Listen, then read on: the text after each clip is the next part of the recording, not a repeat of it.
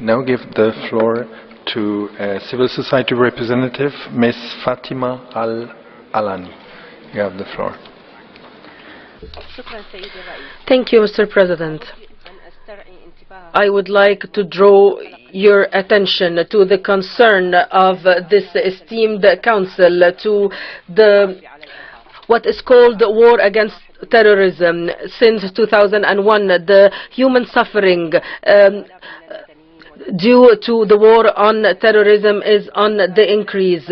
However, it has not eliminated terrorism or terrorist organizations. On the contrary, we have witnessed the emergence of new criminal terrorist groups such as ISIS, as well as a number of armed militia groups. The counter-terrorism military campaigns have provoked political turmoil and the destruction of several cities.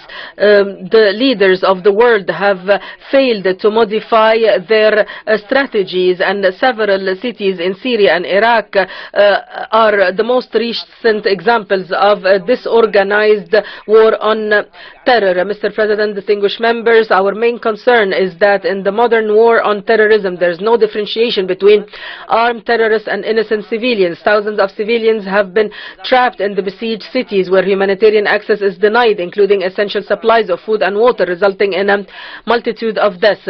Besides being deprived of basic medical care, education and housing, they are continuously subjected to bombing and shelling.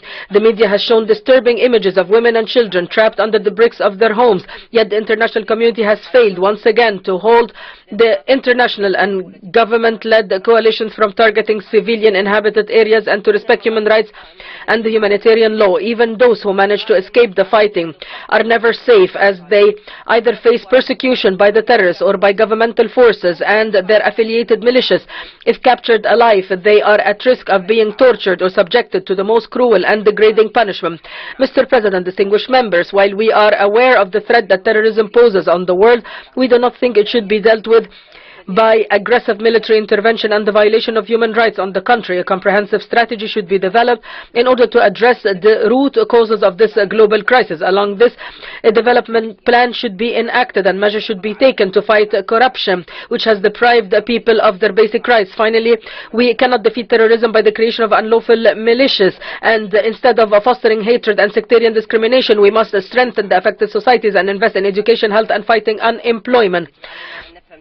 It should be recognized that although states are sovereign to take their own counter-terrorism measures, they have an equal duty to maintain and uphold their human rights obligations. Any deviations must and shall be accounted for.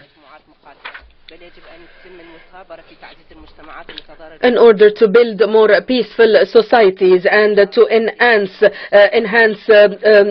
medical care, education and find decent job opportunities, we have to take all necessary means. And the President interrupts.